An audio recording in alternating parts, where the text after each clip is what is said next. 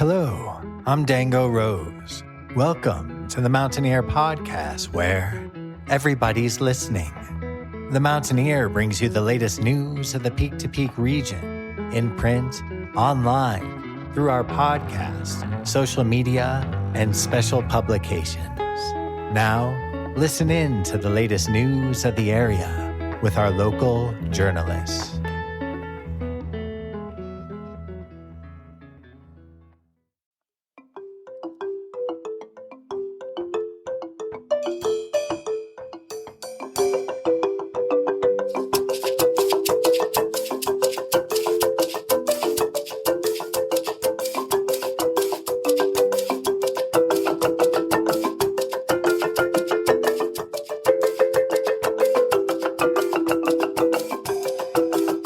The song that you are currently listening to is called Nema Musasa, and it is from the latest album under the umbrella organization Kutandara, released under the group name Takapenga, with the album title being Shamwari Hawedu. Along with this and plenty of other Kutandara releases, you can listen to that full song and that full album in plenty of places across the internet. If you want to hear similar music like this being performed live by Kutandara youth groups, then be sure to head to the Netherlands Farmers Market on Sunday, September 29th. More details to follow later in the podcast. If you want to learn more about Kutandara before you head over there, then be sure to head to their website at kutandara.org.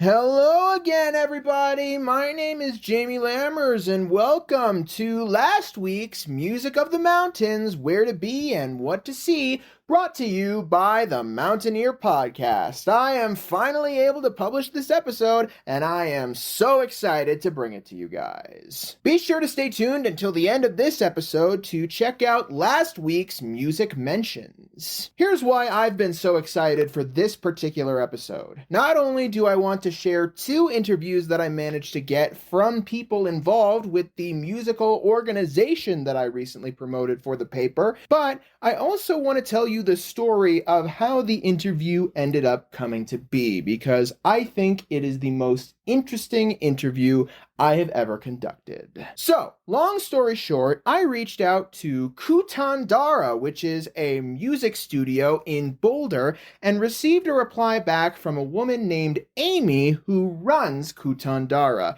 And she said that I could come over to the studio to take pictures of the band that's performing, get a vibe of what the rehearsal felt like, and interview her. So, before rehearsal I had myself, I found a time to head down to Kutandara and check out the studio in person. I'm so used to conducting interviews over the phone at this point that in-person interviews can be a little weird for me. But I gotta tell you, for me, this one was a total blast. I arrive at the studio at about 5 p.m. on Tuesday, September 10th. I walk in and there is marimba music blasting from one of the rooms nearby. I end up meeting Amy, who I spoke to over text, and her partner, Randy. And I end up talking to them about what the plan is. Amy knew that I was coming. Randy did not. I asked them if they both wanted to do an interview for the podcast. They said yes. I decided to try and record an intro of them to see how it sounded even with the loud music blaring in the background, if I could even understand a word they were saying. Here is the result of that recording, which I did decide to use as the official introduction for these two. Yeah, hey, my name is Amy McIntosh. I'm the executive director at Kutandara, multicultural music studio here in Boulder, Colorado. My name is Randy closest friends call me Mandebvu, which means big beard, and I am the artistic director here at the Kutandara Studios. Woo, woo. I went outside to listen to the test recording and see how it sounded, and I realized that even though I could hear Amy and Randy just fine, the editing of the loud marimba music in the background would sound incredibly jarring if I kept cutting between it for at least 20 minutes over the course of an interview. So we had to rethink another strategy. The studio has a primary common room as well as 2 rehearsal rooms, one on the left and one on the right. The one on the left was currently being filmed by the Kutandara teen group, who I will talk a bit more about later. But the rehearsal room on the right was completely empty. If we went in there and shut the door, the sound wouldn't really permeate through much. So we decided that I would interview Randy first and come back around to interview Amy and possibly some of the teens from the youth group a little bit later on that afternoon. Randy and I head into the rehearsal room, he closes the door behind him, we settle ourselves in, and here is the result of that interview. So, Randy, usually I interview bands or individual musicians, but this is a music organization that, to my understanding, hosts smaller bands dedicated to a particular culture of music. Yeah, sure. Or teaches smaller bands. That's closer to it. That's what we do is we teach classes. And some of those classes happen to be performance classes. So they're not just learning to play the music, they're learning how to perform the music. They're learning how to MC to keep a show going and share what's important about what they're doing. They're learning about stage presence. Playing marimbas, it's really easy to just kind of zone out and, as many of the parents say year after year, look like you're just doing your homework. And the music is so joyful and there's a complexity to it that if you look like you're doing homework, it doesn't land correctly. So we teach how to look like you're having a good time. Yeah, so those are some of the aspects of performing. And also, how do you get to the performance? How do you load up all of these crazy instruments? How do you unload them and get them set up for a performance? Oh, and then you're playing music. So not only are the groups in Kutandara actually learning how to play these instruments and play this music, but they're also learning how to build their stage presence, how to perform on stage, how to look engaged the entire time. Manage an audience, how to think about what happens when it gets too loud. What do you do then? We don't have volume knobs that we can turn down. So how do you think about continuing on knowing that the people you're performing for want you to be quieter? Yeah, real world. But speaking of those performances, the reason why Kutandara is relevant to the Peak to Peak area right now is because the youth groups are coming to perform at the Netherlands Farmers Market on September 29th. Yeah. Very soon. Mm-hmm. I don't ever know the details around that. They just point me where to go and I end up there because of them. But I'm really excited about teaching music from a different cultural perspective that is not my own. And for 25 years, I've been pretty invested in teaching African music as an older white guy. And that has so much to teach me. And I have so much to learn and pass on to the next generation when they're thinking about what they're doing. Boulder's a pretty specific population if you think about it.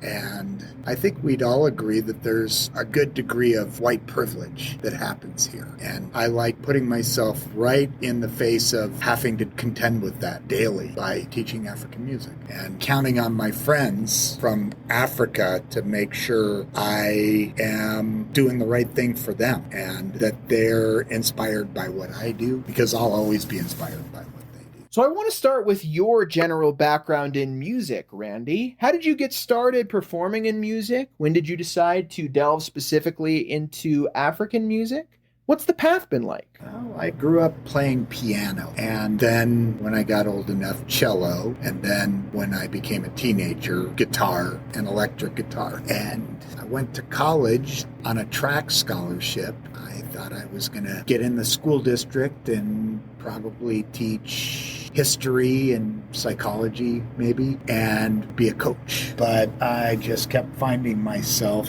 at the music building, creating music more and more. And after 3 years, it finally took over. And I went to a different school and started a music degree. And while doing that, I was always overtaken by percussion music, especially percussion music from outside of the classical music realm. Just always really grabbed me. Not necessarily like the drum kit, but multiple people playing drums and working together and the vibrations that created. And that led me to a group of friends that were also interested in that. So I started learning percussion, and a friend of mine that did that was going to Naropa and started really focusing on music from Zimbabwe. He did music from the African diaspora and really got into that. But then he found the instruments that we play and took a deep dive into that. And that got me deep diving also. And what a great combination of piano and percussion. Marimba from Zimbabwe. The more I did it, the more I saw not only that the rabbit hole went deep, but there were multiple rabbit holes that I could go down and live in for a while. These instruments, marimbas, they were developed to teach music teachers in Zimbabwe how to teach the music that was being lost because of colonization and modernization and the world moving in. They saw that the old music was really important, and so they created these instruments. Their hope was to make a new national instrument for Zimbabwe when it was still called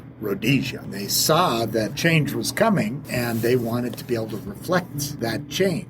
And these instruments, they're close enough to the music of all the different tribes in the Zimbabwean area that it would inspire musicians to jam and create music, especially the ancient music from there. But they were also different enough that it wouldn't cause any jealousies within any specific tribes. How come that instrument is the national instrument? These people, why do they get the national instrument? None of these instruments actually come from the area. They come from surrounding areas and are each specifically built to reflect different cultural music and style in Zimbabwe. I thought that was really cool. And then when I came onto the scene, it just so happened to become popular in small pockets in America. The guy that brought these instruments to America was really a talented educator and a just amazing musician as well. And he got people really interested in performing with him and also just performing these instruments. And he taught the people in America how to teach the music. So when he left, people would continue on. Isn't that cool? And so here's this subculture of people playing Zimbabwean music, creating their own new thing. Our music, in a lot of ways, sounds like music from Zimbabwe, but also very different from Zimbabwe. Just like when I speak, my friends can tell who the African is in the room that's speaking and who the white guy is speaking, no matter how hard I try to get the dialect correct. Yeah.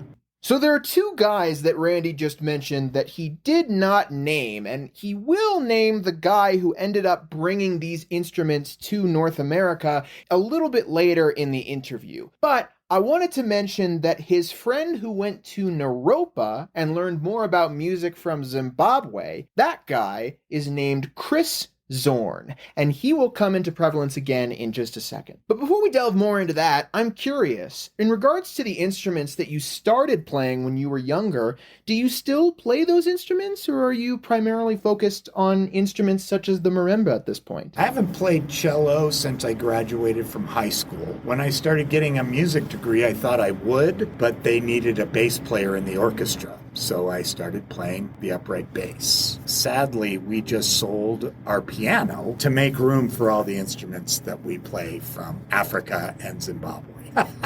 And every once in a while, I'll pick up a guitar. But these instruments have taken over my life. And the way my memory works, I have to go full bore into them. But now, clearly, you have embraced the world of African music completely, which is where we come to Kutandara. You are the founder of Kutandara, correct? My wife and I. God, no, I would not be the founder. I'm having a good time on the adventure, but those aren't my organizational talents.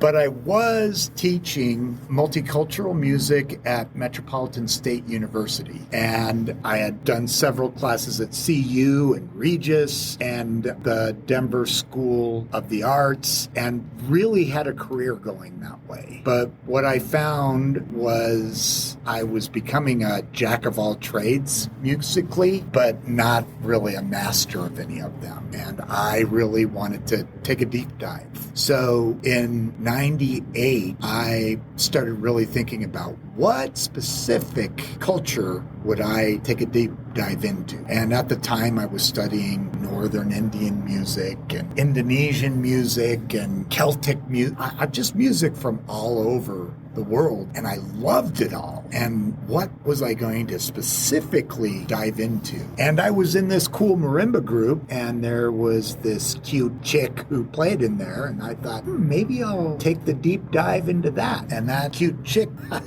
would beat me up if I called her a cute chick. But yeah, she's my wife and an incredible musician in her own right, and really thoughtful about how she wants to help make the world do the right things. Yeah. Now, I personally think that Randy is downplaying his role as part of Kutandara. Now, yes, he and Amy co-founded Kutandara, but remember, they mentioned in the intro of this podcast episode that Amy takes the role of the executive director and Randy takes the role of the artistic director. And we'll delve a little bit more into what he does as the artistic director a little bit later on. So Kutandara was ultimately founded in 1999, and it sounds like a huge part of the mission of Kutandara is to continue the tradition of the educators that inspired you in regards to African music into the next generation. Yeah, that guy I was talking about earlier that went to Naropa and studied the African music diaspora and then really got into Zimbabwean music, he ended up getting a doctorate in ethnomusicology and was getting that at the same time that I was getting a master's degree in music composition, and our two offices were right next door to each other. So I'd be hearing him do all sorts of cool, crazy music, including another instrument that comes from Zimbabwe, but you play with your thumbs. Lots of people call it a thumb piano. We call it mbira because that's what the people call it. And I really, really became passionately involved with that instrument,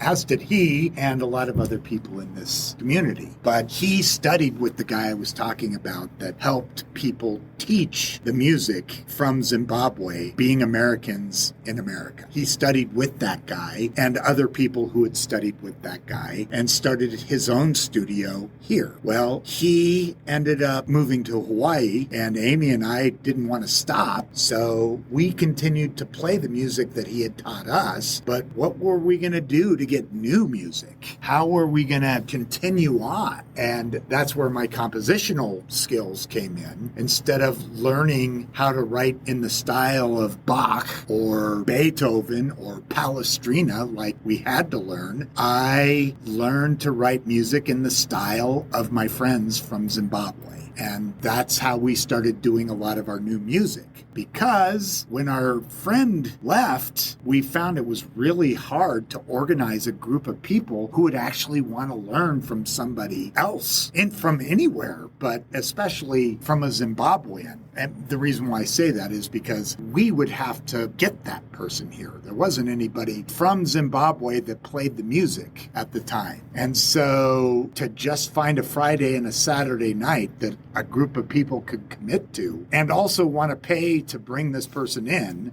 oh, we pay for the tickets. Okay. Oh, we have to house. Oh, it became a whole thing. And then these people would come in and teach, and then they'd leave, and we didn't have the skills to understand how to learn the music when they weren't here. We had been spoiled by our friend from America. So that's really a large part of the passion that Amy and I created together. How would we organize people to want to just come in together, learn about the music, learn how to learn the music, and then create a community that's interested in bringing more people from Zimbabwe in to teach the music? Yeah, it's pretty cool, I have to say. I told you Chris Zorn would come back into play a little bit later on in the interview. He's still doing his own ventures, and he has for a long time. If you want to learn more about all of the venues that he has explored, including music, visual media, photography, daily creative activities, and eco-social literacy, then be sure to head to his website, Chris Zorn Studios. The website URL is czorn.net.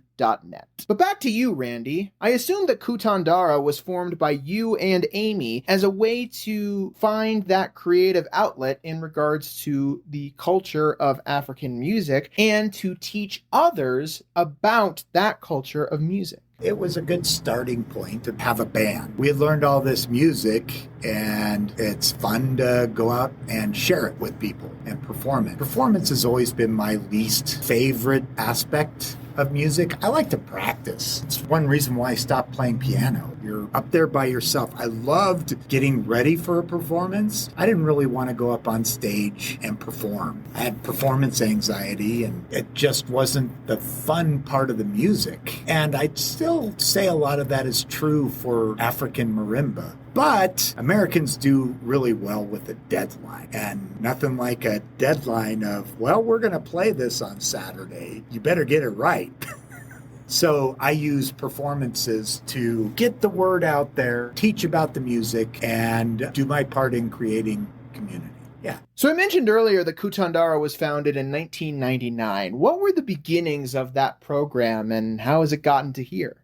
So when I was at Metropolitan State University, I started up a world music percussion program that was mostly African-based. So we bought West African instruments from a guy that imports them in Denver, and we would find teachers to help us decide what to play, and I would help teach the class also. And the first class that was offered through the catalog, they really wanted to make sure and have an African teacher teaching the African music. And there wasn't anybody in the area except for one guy that wasn't really a musician and not really a leader of students. And so I said, how about I teach it? And they really didn't want that. And I got pretty upset about it. I felt like that was racism. That the guy who knows the music and who got all the instruments isn't being asked to teach the formal program. And that's when I started to really learn about white privilege. And actually, one of the big reasons why today I still do this. Anyway, so that's kind of where I started the program. I had talked to the woodworking department, which was in the same building, about making marimbas from Zimbabwe. We were about to get started on that. But by the time that was going to be organized enough to do, Amy and I had started our own program in Lafayette. So that's where we started, Lafayette. And we moved to 2 or 3 different places. And everywhere we went, people wanted to kick us out because they got sick of the repetitive music over and over and over again. It was great at first, but they didn't want to be next to it. So finally, we took the plunge and moved to where we are now. I'd say that was 2002. Amy would be better at the specifics with that. 2002 or 2003. And we started teaching together in 1998, if you will. And we've been here ever since. And Amy had a friend that was a lawyer, and she wrote into our contract that you couldn't kick us out because of noise. And so for the first year, we still had some issues, but those people ended up moving out. And the new people that moved in understood that they were coming into a loud place. Yeah, and then so we've been here since. Speaking of the legal side of Kutandara, I wanted to mention something about that name. So the organization was founded in 1999 and has continued to use Kutandara as its name. By the way, that is actually a Zimbabwe term that references the idea of coming together and having fun.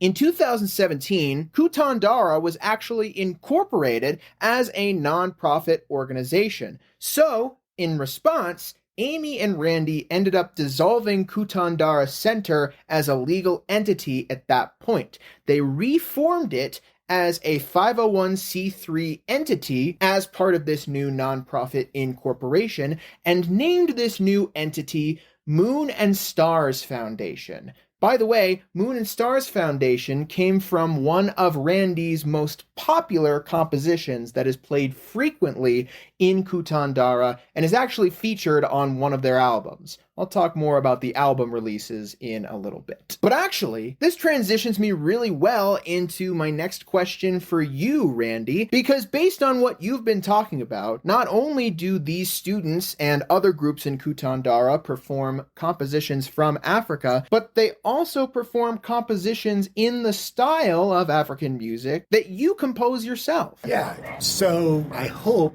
you talked to Blessing also. He's from Zimbabwe. And after 25 years, we finally have a structure that we could actually bring somebody from Zimbabwe and come and work at our center, not just in America for some time as a visiting artist, but he's here for the long haul. We're helping him get a visa set up that will eventually be a green card. He'll become an American citizen. Yeah, and we're pretty proud of that. That's pretty cool that we can support that and give back to our community. So a lot of the music that we play now, he wrote. And I'm really interested in the collaborations that he and I can do together. A lot of his music was basically for a rock band and one marimba. And I said, how about I take those and put them on the full set of marimbas? That's what these instruments were set up to do. And so I've been doing that with him. His big interest is producing a bigger show that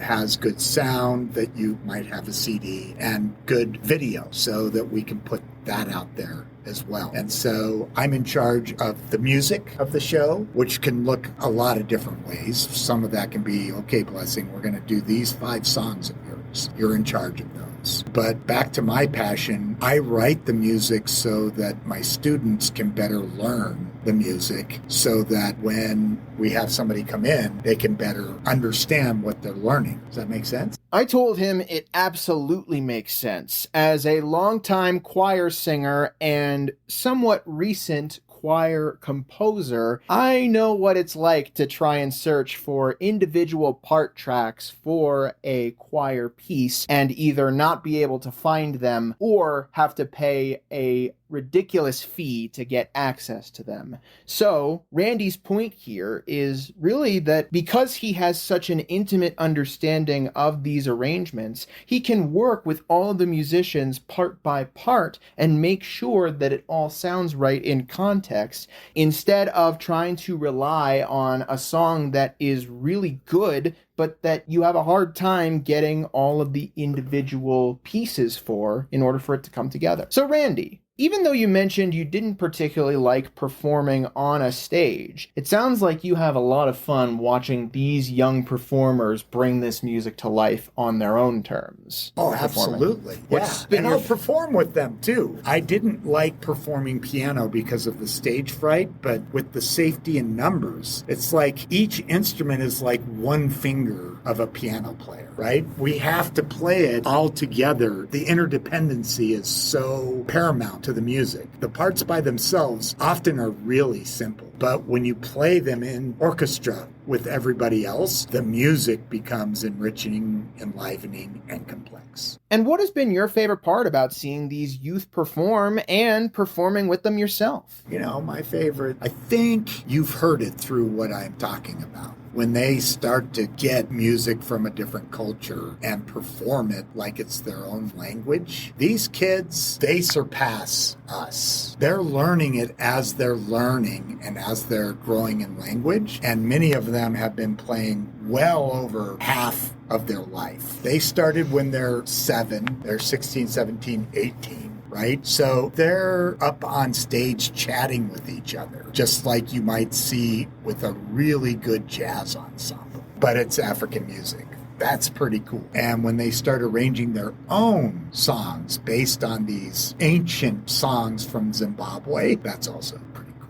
Is there anything that you hope audience members will be able to take away from Kutandara if they come to learn the music themselves or if they watch one of your groups perform? That's a hard one to put in words. They get it in the music. They get being one finger of a hand, and that the other hand is doing this. And by doing these two things, which are open hands, and putting them together, they can grasp onto something much bigger than themselves. At this point, I recognize that I have been interviewing Randy for a longer time than I expected. I was really excited about getting all this information from him, but I knew I was running out of time. You've talked about how you have received a lot of pushback over the years for trying to teach African music, despite the fact that, in my eyes, you have been working as hard as you can to make sure that you get the perspective correct, to make sure that you are teaching it as accurately and respectfully as you possibly can. How do you make sure that people understand that you're not trying to teach the music in a way that can be seen as cultural appropriation? I have no idea, except for just do it and be in it and be as honest and patient as I can. Appropriation is the big word right now.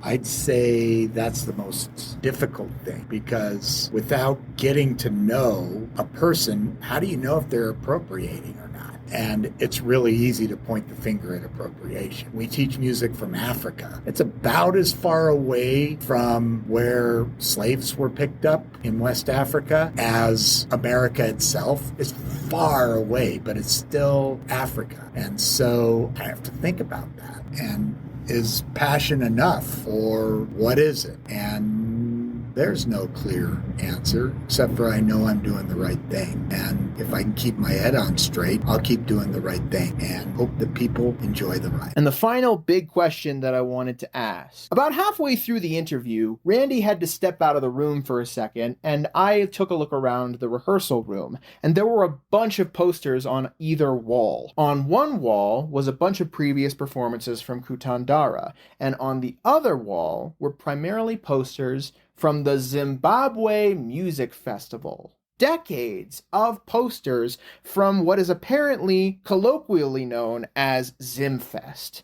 And I was curious, what's the connection between Kutandara and Zimfest? Nice. So Zimfest has been going on since the 70s, and it started as I forget what it was called, but it was celebrating the independence of Zimbabwe and also celebrating Dumisani Maraile, the guy that I was telling you about that brought this music to America and taught Americans how to play the music, but also taught them how to continue it on if he wasn't there. And so then it became Zimfest after that. And in 1999, I'll give more background context in a second, but I'm interrupting here because Randy didn't get a chance to quite finish his sentence. He was going to mention that he ended up bringing Kutandara to Zimfest in 1999, the year that Kutandara was founded. Unfortunately, the reason why his sentence was not quite finished is that Blessing ended up coming in to let us know that the students were on their way out. At this point, I really knew I was running out of time, so hopefully I would be able to get the in-depth answer to the question that I wanted out of Randy, while also being able to get the other materials that I needed out of the youth group, including a picture for the article. Anyway, sorry for the interruption. Continue with your story, Randy. So it goes, if you look at those posters, every year somebody else puts it on, because after a year, you're so burnt out putting it on, you need to stop for a while. And we used to take our students every year to go, because there'd be over 50 people teaching the music, many from Zimbabwe, but also many from America and Canada. And there's over 50 bands that perform. Also, many from Zimbabwe, but many from America and all over the place. And it gave our students a chance to see they're not the only weirdos out there playing this music.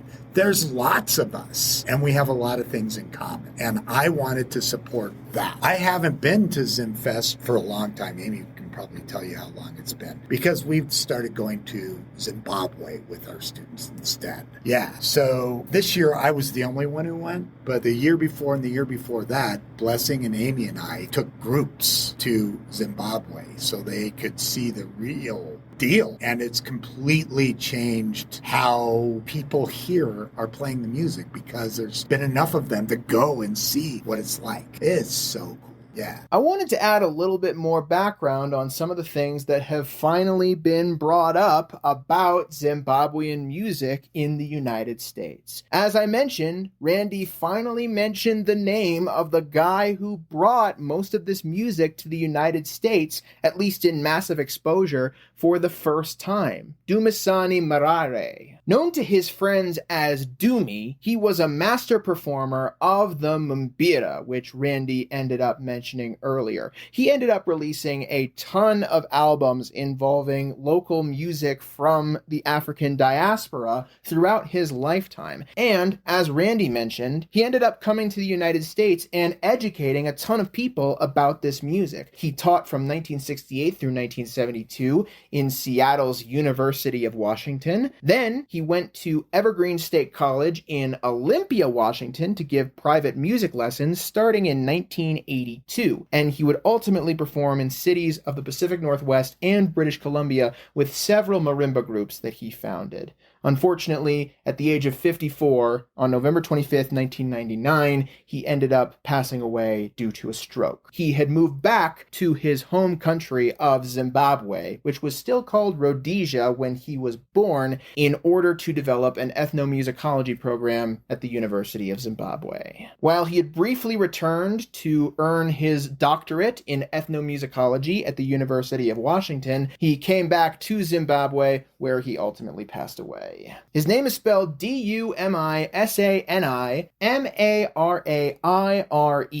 and a lot of his music is available online, so if you're curious, be sure to check it out. And as a brief additional detail, the first official Zimfest, which was advertised as Northwest Marimba Fest, a celebration of Zimbabwean music, was organized in 1991. And as Randy mentioned, it's been hosted in a lot of places over the years, but I noticed on one of the posters that in 2009, it actually came to Boulder. Exactly. Yeah. And that's how I know that I could only do it for a year. After a year, somebody else had to do it. It was a lot of work and so enriching. But even more enriching is going actually to Zimbabwe with a lot of the kids that you're seeing play next door and the friendships that we developed there. You know how I was saying that my closest friends call me Mondebvu, Big Beard? It's in Zimbabwe. Nobody sees a big beard. It's pretty common here in America now for us old guys to get pretty big beards, but they look totally different from the people in Zimbabwe.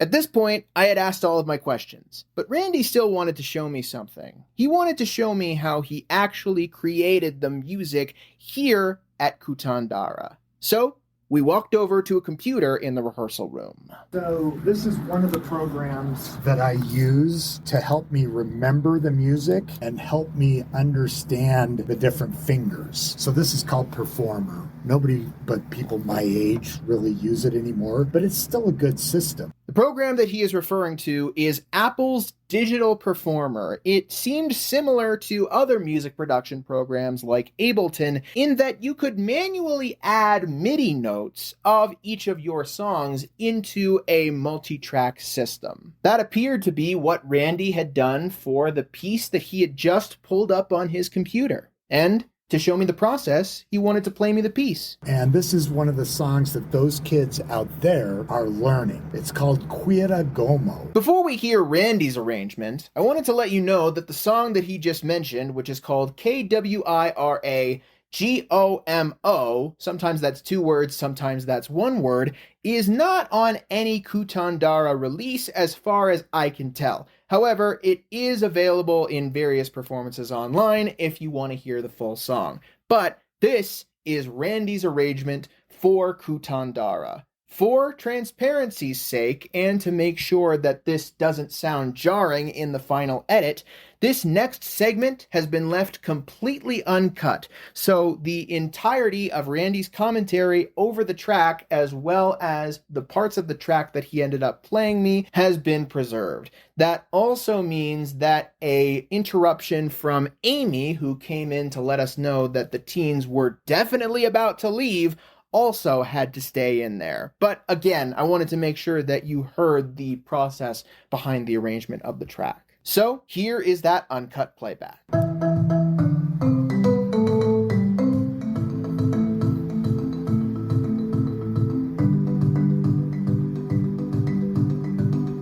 So when I went to Zimbabwe this year, a music school run by some friends of ours, a whole family that teaches traditional music, they taught me and some other people who were in Zimbabwe how to play this song specifically.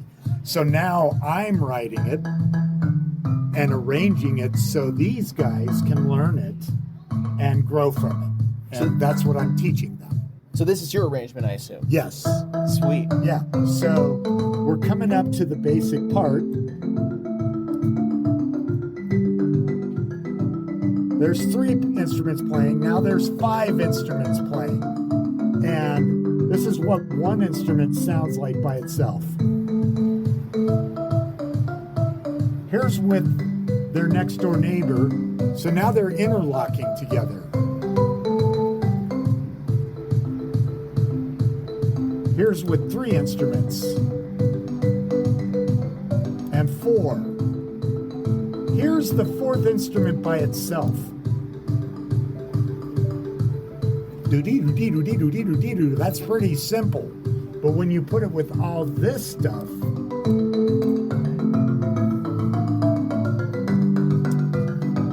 it becomes pretty cool. And this, I was playing it slow. This is speed. At speed. We're about to lose the teens if you want pictures or anything. Yeah, I'll get, yeah, well. Yeah, like they're, like, there it is. 4 This is ago. the speed.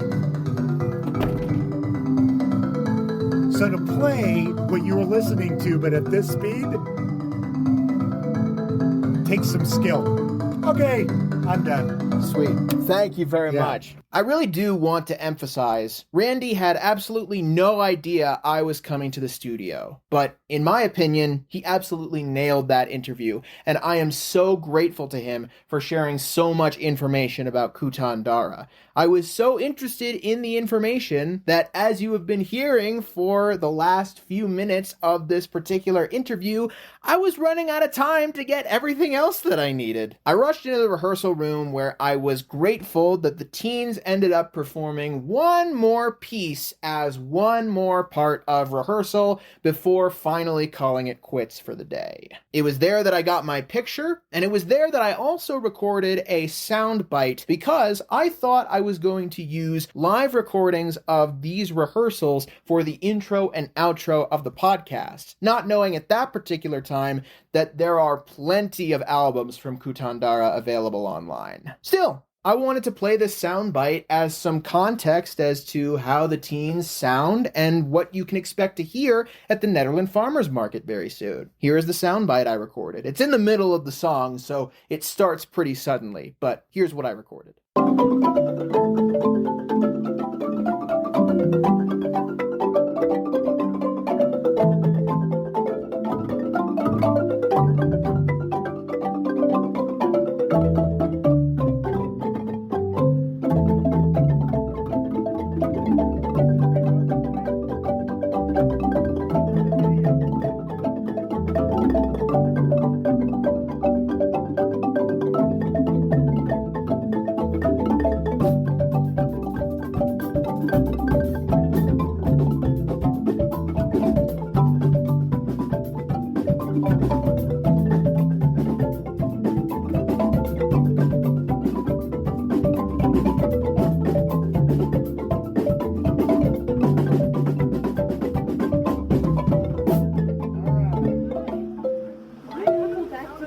I wasn't entirely sure what the piece was on the day of actually recording that. Listening back to the interview with Randy and this soundbite, though, I could be wrong, but that sounds like Kawira Gomo to me. It's really cool hearing how Randy ends up arranging the pieces on his computer and then how the teen groups end up bringing that to life. At that point, everyone really was done for the day, and I had pretty much gotten everything I needed for a full story.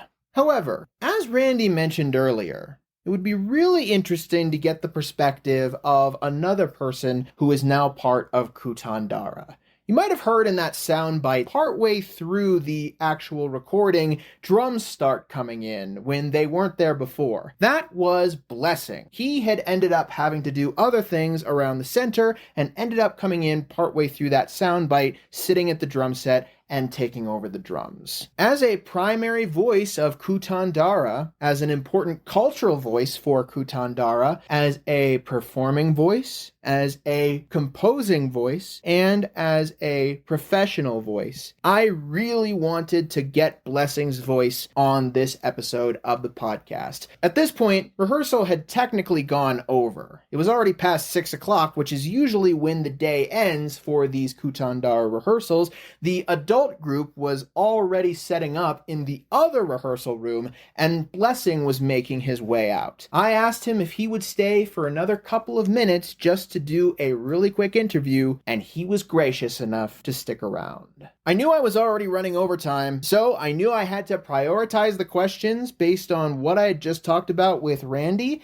and make sure that I got the most information I could from Blessing in a way that kept his voice intact. In the end, I ended up recording him for a 7-minute unedited interview, and I think that interview turned out really great.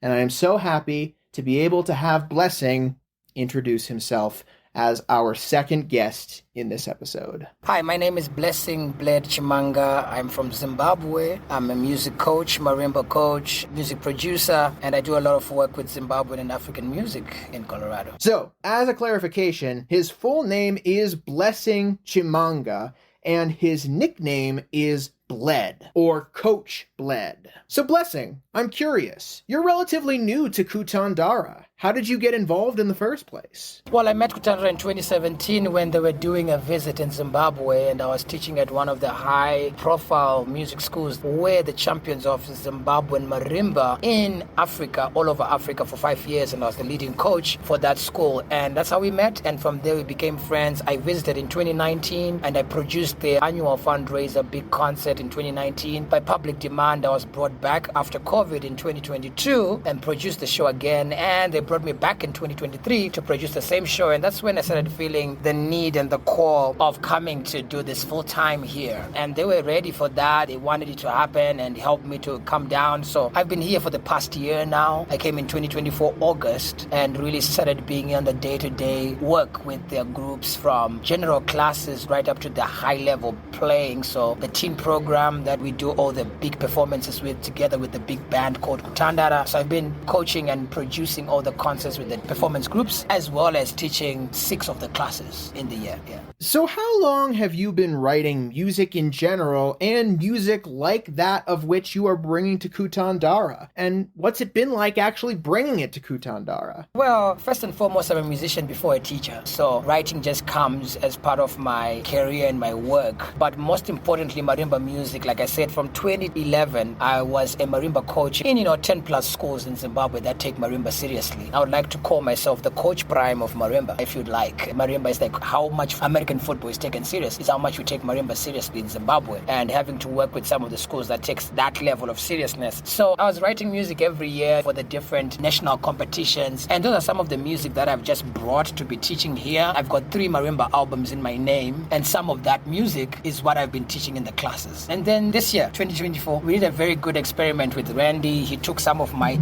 electric band music and put it on marimba, and I had to just rearrange with him here and there for some of the chord works that I need. But it was a very amazing and successful collaboration in taking that electric music into marimba. So yeah, I write a lot of marimba music, both instrumental and some with lyrics, and it's all in the joy of celebrating my culture and where I come from. And yeah, next year I'm celebrating 15 years of being in the music industry as a professional drummer, marimba player, coach, and writing music for so many different things. And what's been your favorite part or the most fun part for you about being involved in Kutandara, in teaching, in composing, and in performing as well? Well, I would say the most fun for me has been the culture shocks. And when I say culture shock, I mean the difference between Americans and Africans and how they understand this music. Trying to break down the music to make an American understand it. It was weird for me at the beginning, but it's something that is fun for me when I look back and I'm like, oh my God, now I can break down a song and say this is how you count it or this is how you feel it. Because for us, it comes naturally. You know, I don't have to count 1, 2, 3, 4. I just know where 1 is. And for Americans, they know where 1 is according to Western music, but not according to African music. And figuring that lingo and figuring that relationship has been the fun part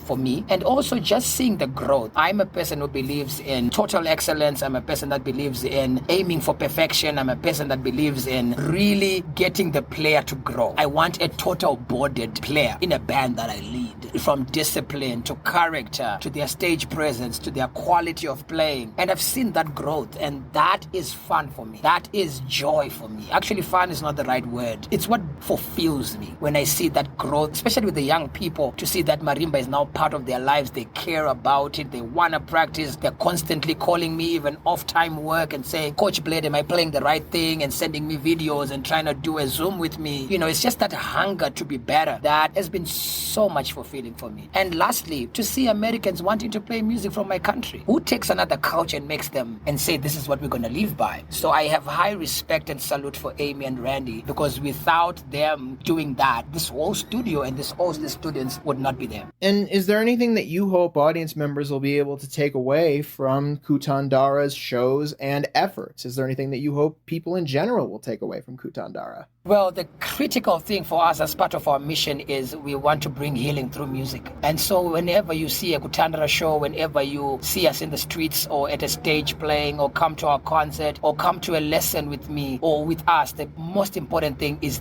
the music healing you in any part of yourself. We are going through a lot in the world and we need something that gives us hope. And that's the only thing I wake up every day and ask myself as a teacher, as a coach, as a musician, what am I contributing to the positivity and the hope and giving hope to others to make it a better day for them. Thank you again so much to Blessing for sparing just a few minutes so that he could come on board for this podcast. I am really thankful I was able to get him on board because I think his voice is really cool to have as part of this context. At this point, most of the students had left the building, but Amy was still there, and a couple of the other students were too. I ended up asking Amy if she had time or had any interest in doing the interview that I had promised her from the beginning.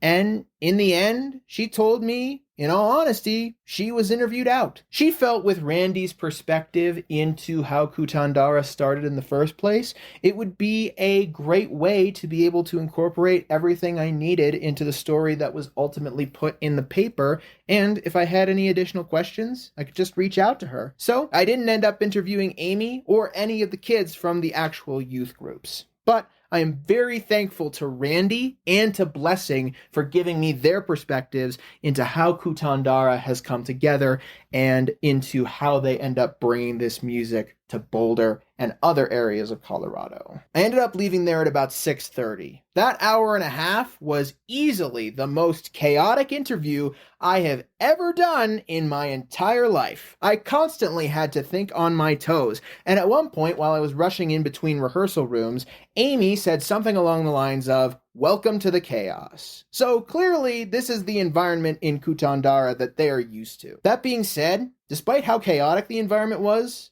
it was actually pretty fun to be involved in all of this and trying to figure out how to put this episode together while thinking on my toes. I am really happy that the interviews came together the way they did. I'm thankful I got to go to this studio in person to interview Randy and Blessing. I'm thankful that I got to experience the rehearsal of the youth groups live, and I'm very thankful that all of these people gave, at some level, some of their time to be included in this article. And I am very happy to promote Kutandara. I wanted to shout out the individual groups at Kutandara and how they're split. I think there are too many people who are actually involved in all of these groups for me to shout out individual members like I usually do with all of my podcast episodes, but I did at least want to give each of the groups a shout out. As I mentioned, Kutandara is a Zimbabwe term that essentially means to come together and have fun. And under that umbrella, Kutandara, there have been multiple groups taught over the years. Previous names that have been used for groups under Kutandara include Kunaka, which means really good,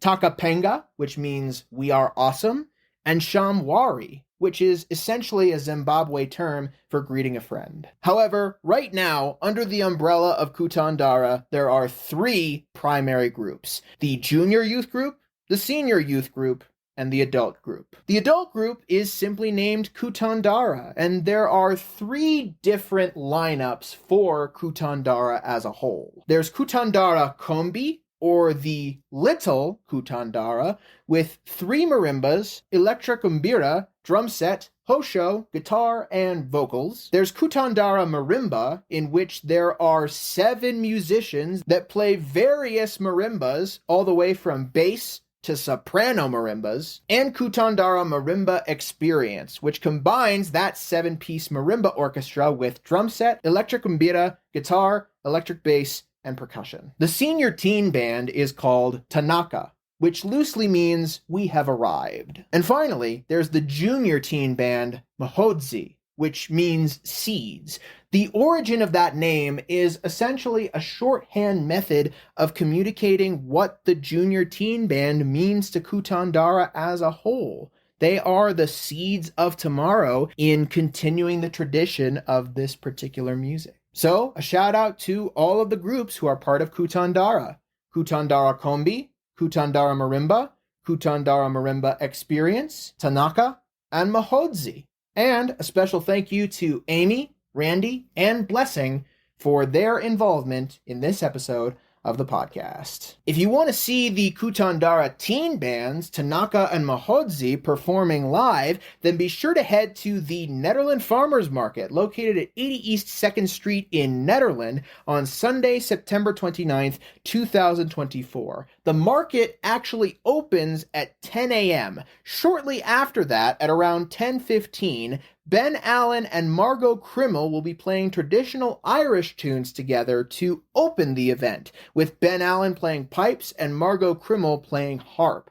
And then, at around noon, the Kutandara youth groups will take the stage. If you want to learn more about Kutandara as a whole, then be sure to check out their primary hub at Kutandara, that's Kutandara.org, where you can find CD and digital album releases from various groups under the umbrella of Kutandara, browse a massive archive of concerts and albums that have been uploaded to their official YouTube channel, and follow them on the social media that they use. If you check out the official releases of Kutandara on their website, you will find 12 album releases that Kutandara has released under that general name since their inception. And that doesn't even include the most recent album from the umbrella group Kutandara that Blessing ended up promoting to me. It's called Shamwari Hwedu, and it's spelled Paushamwari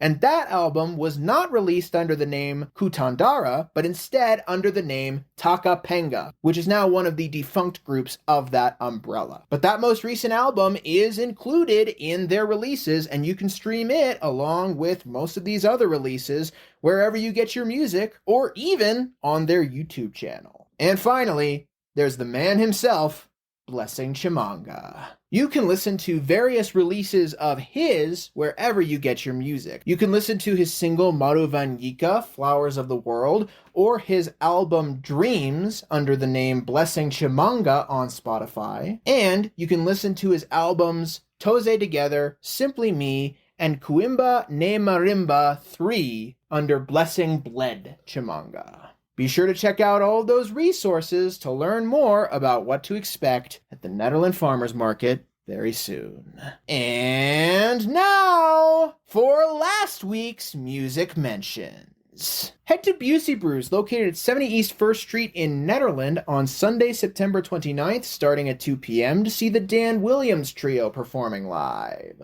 Head to the Gold Hill Inn, located at 401 Main Street in Gold Hill on Friday, September 27th, starting at 8 p.m. to see the Matt Skinner Band performing live, on Saturday, September 28th at 7 p.m. to see the Greg Shockett Trio performing live, and on Sunday, September 29th, starting at 7 p.m. to see Sturts performing live. Head to the Gregory Plaza, located near 317 Gregory Street in Blackhawk, which is the address of the Mountain Poppy Boutique, on Saturday, September 28th, starting at noon to see Jennifer De Dominici and Jonathan Hayes performing standards together. They will be the last show of a series of shows sponsored by the Blackhawk Hard District in 2024. Head to Howlin' Wind Brewing, located at 51A Main Street in Rollinsville on Saturday, September 28th, starting at 5 p.m. to see the No-Go Gillbillies performing live. Head to the Jamestown Mercantile, located at 108 Main Street in Jamestown on Wednesday, September 25th at 5 p.m. for an open mic night, on Thursday, September 26th at 7 p.m. to see Unpaid Bills performing live,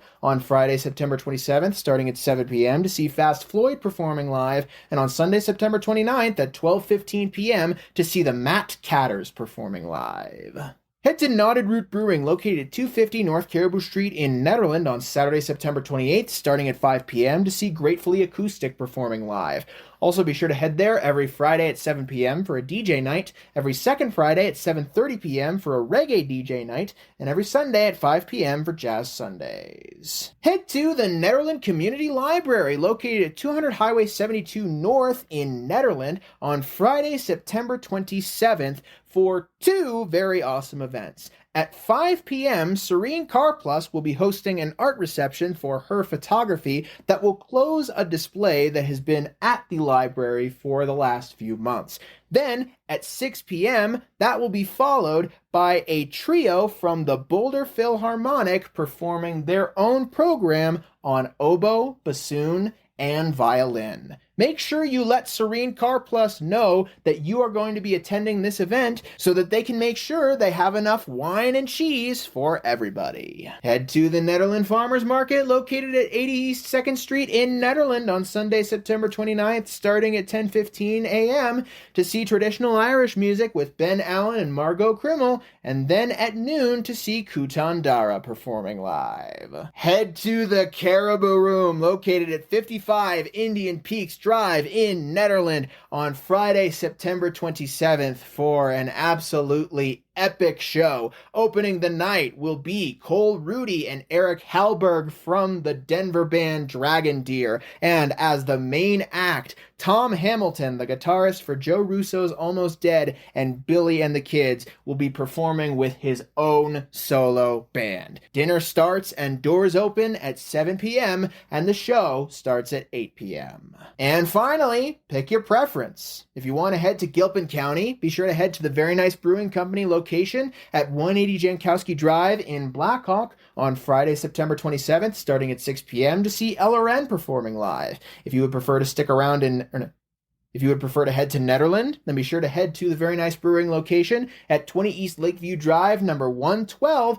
on Saturday, September 28th, starting at 5 p.m. to see Mountain Reverb performing live, and on Sunday, September 29th, starting at 5 p.m. to see Rick Labato performing live. Oh, and one more quick promotion. Speaking of 20 Lakeview Drive, the Caribou Village Shopping Center, they will be hosting their final Fourth Friday Art Walk of 2024 on Friday, September 27th, starting at around 4 p.m. and going until about 7 or 8 p.m. So be sure to head to 20 Lakeview Drive in Nederland to check out some awesome vendors. Did we miss you or your performance? Do you want to submit your music listing in the Peak to Peak area?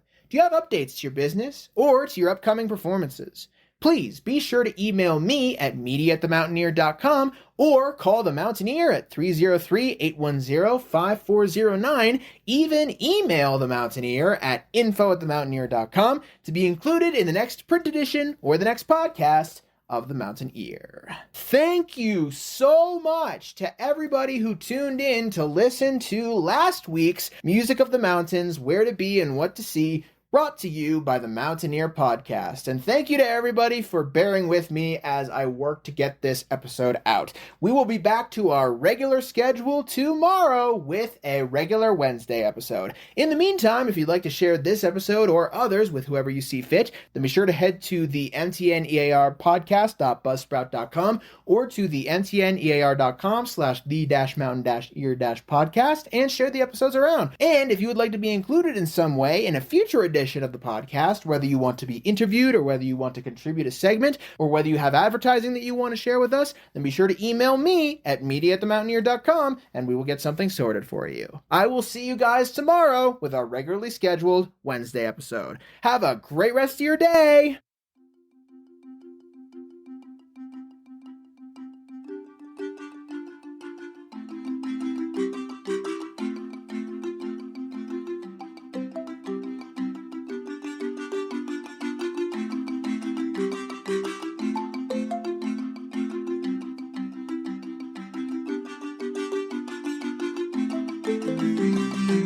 Gaze at the moon, shoot for the stars.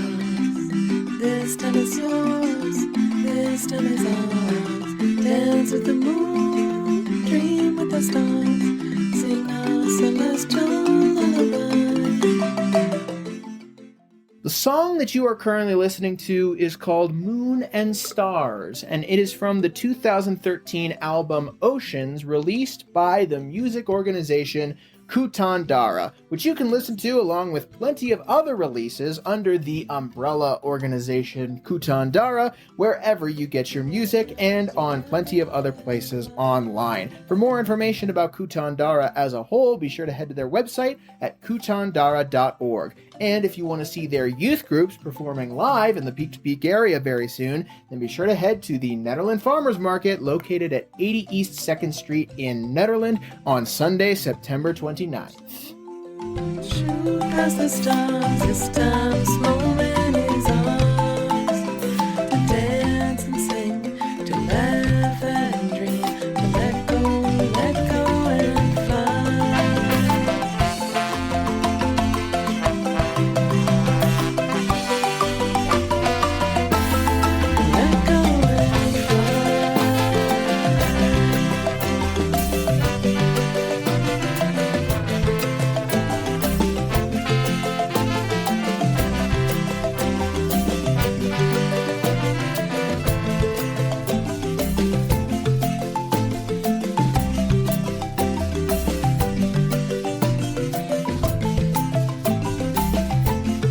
little bird,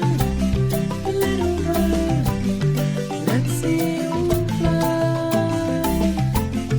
Little bird, my sweet little bird, I'll see you fly. Spread your wings. And that's it for our show. Subscribe online to get more access to more news, weekly updates to our community calendar, and a link to our YouTube channel by visiting themountaineer.com. Be sure to use the coupon code PODCAST when subscribing for a 10% discount, only available to our listeners. If you are in the local Peak to Peak area, be sure to pick up a print edition of The Mountaineer at a local business. I'm Dango Rose. Thank you for listening.